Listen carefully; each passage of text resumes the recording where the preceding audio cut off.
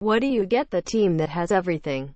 Even more. Apparently, on Saturday evening, the Astros provided a spark to the dying embers of the offseason by swinging a trade for Pirates ace Gerrit Cole in exchange for third base prospect Colin Moran, starter Joe Musgrove, and reliever Michael Felice. Cole, whom Pittsburgh shopped heavily in the past few weeks and was rumored to be Bronx-bound last month, and who was said to be headed to Houston earlier in the week before the trade was declared fake news, will now fortify a World Series winning rotation that already features former MVP Justin Verlander, former Cy Young Dallas Keuchel, and hard-throwing curveball specialist Lance McCullers.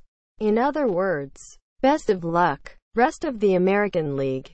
Cole, 27, was the top pick of the 2011 draft out of UCLA, after turning down the Yankees, who drafted him in the first round out of high school 3 years earlier, and is built like a concrete pillar.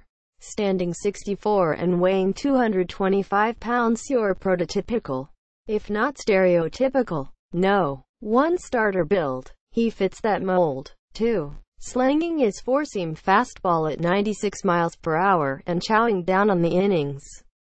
In 2 of the last 3 seasons, he's crossed the 200-inning mark. And last year, he led the NL in starts with 33. Young, cheap, and productive, Cole is the kind of player that contenders lust for. After all, he's only 2 years removed from an all-star season in which he finished 4th in the NL Cy Young voting after posting a .260 ERA and 202 strikeouts in 208 innings. So why are the Pirates moving on? It's likely that Pittsburgh's front office, with the team coming off a 75-win season and staring up at the Cubs, Brewers and Cardinals in the NL Central, believes this current iteration of the Buccos has seen its window close. Given that he's still 2 years away from free agency, Cole would seem to be the kind of guy you build the next great Pittsburgh team around. But he's about to get pricey. At least, for the thrifty Pirates. He'll make $6.75 million in 2018 after avoiding arbitration. And that figure will spike again in 19.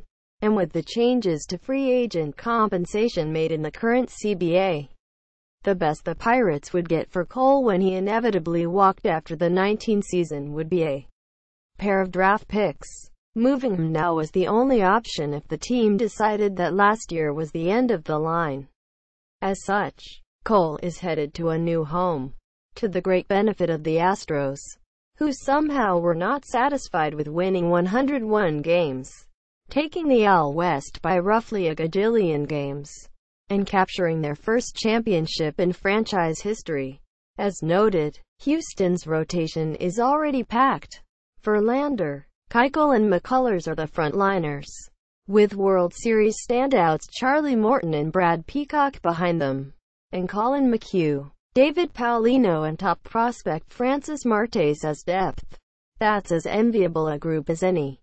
But Cole's presence will give the Astros a more dependable arm than Morton, a high strikeout hurler with efficiency issues, or Peacock, whose playoff performances suggested he may be better suited to relief work, and provide some depth to a group of starters that has struggled with durability and health, particularly McCullers.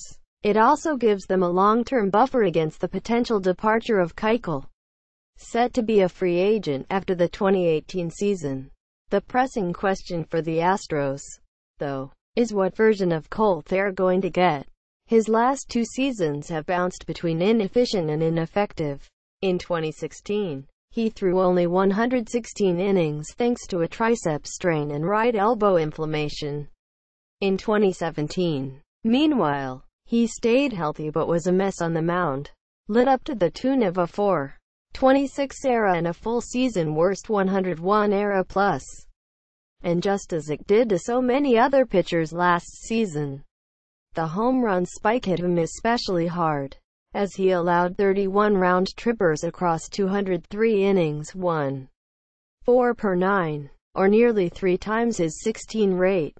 What's curious about Cole's terrible 2017 however, is that aside from his home run rate, his peripherals suggested far better. His strikeout rate of 8.7 per 9 and strikeout percentage of 23.1 were both in line with his career numbers and represented improvements on his 2016 efforts. Same with his walk rates. His average fastball velocity was 96 miles per hour, actually a touch higher than in recent years. Hitters made less contact and swung through more pitches against him, too. Only the home run seemed to bedevil him. The solution might be for Cole to rely less on that high-powered heater and embrace his off-speed and breaking offerings. You saw him begin to do that last season, as his fastball usage dropped from 51% in 2016 to 41.9% in 17. He compensated by turning more to his changeup, doubling his use of it. But he may be better off going more to his slider, against which batters hit just .229 with a .379 slugging percentage. Compare that to his fastball, .263 batting average against .453 slugging percentage, and 12 home runs, and you can expect that the Astros will be preaching to Cole the values of ditching the fastball. Houston pitchers had the fourth lowest percentage of fastballs thrown in 2017, 49.6, and fifth highest percentage of both sliders, 20.0, and curveballs, 14.2. As Tom Verducci noted after the World Series, Houston's data-heavy front office has embraced a pitching mindset antithetical to years and years of history and established wisdom, and to great success. It's safe to assume that Astros pitching coach Brent Strom will endeavor to make Cole the newest convert to going off-speed first. If the Astros can turn Cole around, there is no telling how good that team can be. And even if he repeats his 2017 season, it's not like Houston gave up much to make it happen. Moran is the headliner, a 25-year-old former first-round pick of the Marlins in 2013 out of UNC, acquired by Houston at little cost 3 years ago. Moran raked in AAA last season, hitting .308, .373, .543 with 18 homers for Fresno. But that came in the hitter-friendly enclaves of the Pacific Coast League and in his second tour of the league. He has upside with the bat and glove, but blocked by Alex Bregman at third base in Houston. He was expendable. Musgrove, 25, is another former first-rounder, but he's been unexceptional as a swing man. Last season, he was ripped for a .477 ERA in 109 1/3 innings, mostly out of the bullpen, with 18 home runs allowed in that span. He's a back-of-the-rotation starter with limited upside. Felice, 24, has a big arm and racks up strikeouts 70 in 48 innings of relief last year, but is also plagued by home runs, 22 alone last year. He can hump it up into the high 90s but needs to solve control and command issues. All told, it's a disappointing return for Pittsburgh in exchange for a young, cost-controlled ace. Moran should help fill a persistent hole at the hot corner for a team that has been searching for a solution there since Pedro Alvarez went bust. But you can't help but feel that the Pirates could have done better, particularly given the expressed interest of the prospect-rich Yankees.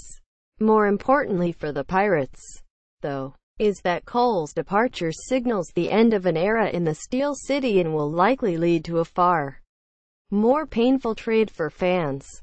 Andrew McCutchen, the former MVP, is a year away from free agency. And with Pittsburgh throwing in the towel on 2018, it makes no sense to hold on to him any longer. But the Pirates' loss is the Astros' massive gain, and a huge blow to the pennant hopes of every other AL contender. The road to the World Series already went through South Texas. With Cole on board, the Astros have served notice that they don't expect or plan for anyone to get through them. Astros A, Pirates C+.